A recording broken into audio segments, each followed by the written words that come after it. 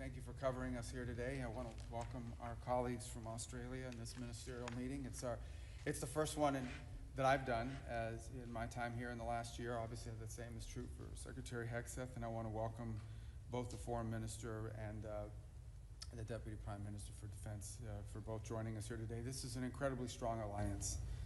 In fact, as we were discussing a few moments ago, it is our only ally that has fought with us in every war over the last, certainly over the last 4 or 5 decades, and we're very grateful to them for that. And this is a very strong partnership. It's a strong alliance, and what we want to do is continue to build on it. We think we have a lot of momentum behind this alliance, coming off the visit with the Prime Minister here in October, which we also had a chance to participate in, and in follow-up events to it.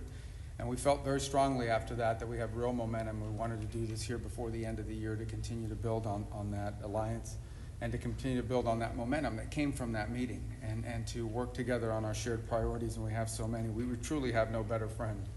In addition to that strong alliance, we're also deeply committed to the Quad, the concept of, in conjunction with Japan and India, the building out of this Quad, which is something you'll see. In fact, it was my first meeting as Secretary of State. I had been confirmed, sworn in downstairs, and came right up on that elevator and into this room. And it was in this very room that I did my first event as Secretary of State with the Quad. And we look forward to, we think we've had at least 3 meetings this year, if I recall correctly, and we'll continue to build on that in the year to come. We look to do more of those. So we have a lot of things we've worked together on at the direction of the President. AUKUS is full steam ahead, as he said, and I know the Department of War, Secretary Hegseth will discuss that further, has conducted a review, which it's a review about how we can expand this relationship, about how to build on it, so that it can be about many things. And I know we've also signed a landmark critical mineral framework agreement. This is something we share in common, not just with Australia, but with many of our allies around the world, the desire to diversify supply chains, and the belief that in order for us to be able to do anything, whether it's defend our countries, defend our allies, or defend each other, but also to build our economies and to prosper as economies, we have to have critical mineral supplies and supply chains that are reliable and that are diverse and not overly invested in one place where they can be used as leverage against us or our partners of the world. And so this is something that you'll find the U.S. and Australia working very closely on, and it's at the cornerstone of everything we plan to do together in the months and years to come. So I want to welcome you to Washington. Thank you for joining us and agreeing to doing it here at the end of this year. I know you have many other obligations and places. You're going to be traveling quite extensively in the days to come as well, so we're very grateful that you were willing to come here and join us, and we look forward to reciprocating in the new year by visiting you in Australia, as I look forward to. And it's one of my, I actually have never been, and I need to go. And it's a very efficient trip because I can say I went to a country and a continent all at once. And so very rarely can you say that. So thank you for joining us here today. We're grateful and honored by your presence. Thank you very much, Secretary Rubio. Can I thank you and Secretary Hegseth for hosting us in this extraordinary room, as you said, where we've had our first Quad meeting after you were sworn in. We're really, Richard and I are so happy to be here, so honoured to participate in another AUSMIN meeting and to build on the very successful meeting between the President and the Prime Minister, and including the historic critical minerals deal that they delivered. AUSMIN was established, that is this meeting was established under President Ronald Reagan and Prime Minister Bob Hawke. And in 1985, President Reagan spoke of our common defence of freedom from the First and Second World Wars and said, "All this has nurtured the bonds of friendship between our two peoples. Today, the United States and Australia as much as ever rely on each other." That remains true today, and as Secretary Rubio said, Australian soldiers have fought beside American troops in every major battle since World War I, and we continue to rely on each other. Not just our servicemen and women, whom we thank for their service, but all our people. And that's because the work we do together is indispensable to a peaceful, stable and prosperous Indo-Pacific. And this is something Secretary Rubio has spoken so eloquently about. The United States is our principal ally and our principal strategic partner, and together we navigate volatility, we invest in each other, we invest in the region's security, and we boost each other's prosperity, whether that's through investment in critical minerals, critical technology, Australian superannuation, or of course AUKUS. Australia's approach to the alliance has always been to work to ensure it delivers concrete benefits for our security and prosperity and for that of the United States. And AUKUS is central to that, a win for Australia, a win for the US and a win for the United Kingdom. And we welcome President Trump's statement, we are full steam ahead. We are full steam ahead. So we look forward very much to these consultations today. Very happy to be here in Washington. We'd also, Secretary Rubio, be very honoured to welcome you to Australia when you are when you are able to come. So thank you again for hosting us. We look forward to the discussions. All right. Secretary Rubio, thank you for hosting us. Deputy Prime Minister Marles, we've seen each other often, and we will continue to inform Minister Wong. Thank you for being here. It was mentioned, this is the 40th year of AUSMA, 1985, and it's not lost on any of us the depth of the friendship our two countries have had and our militaries have had for quite some time.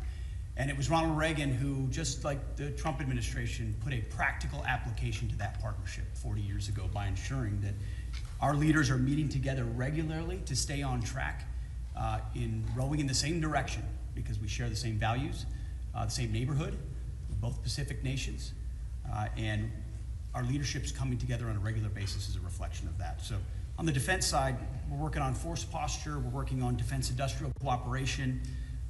First on force posture initiatives, we're upgrading infrastructure on air bases in Queensland and the Northern Territory. That allows for additional US bomber rotations. We're upgrading logistics and infrastructure in Darwin, so more US Marines can do rotational deployments and pre-positioning MV-22 Ospreys. This establishes new and resilient logistics networks across Australia. We're deepening our cooperation on the defense industrial base, cooperation on guided weapons production and lethal capabilities, 2-year roadmaps on Australia's guided weapons and explosive ordnance enterprise, groundbreaking cooperative actions on things like GMLRS, guided missile launch rocket systems and precision strike missiles. And we're working toward co-production and co-sustainment of hypersonic attack cruise missiles. Co-sustainment, air-to-air missiles, cooperative programs across the board, including Mark 54 torpedoes.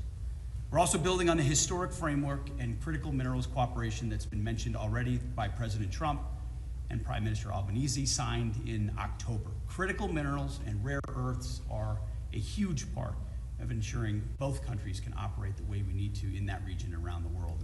And finally, as we move, as was mentioned, full steam ahead on AUKUS, we applaud Australia's upcoming delivery of an additional $1 billion to help expand US submarine production capacity. We're strengthening AUKUS so that it works for America, for Australia, and for the UK. There's a lot we're going to do together in the months ahead. This meeting will be, as was laid out by President Trump, as I mentioned at Reagan just a couple days ago, these are practical, realistic ways that our two countries can come together to ensure that we provide peace through strength for both of our nations. The stronger we are together, the more we can deter the kinds of conflicts neither of us want to see, and this is a deepening of that partnership.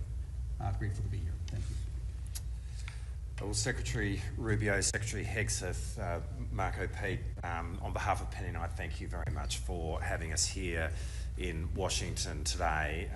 It is a real pleasure to be here in the 40th anniversary of AUSMIN.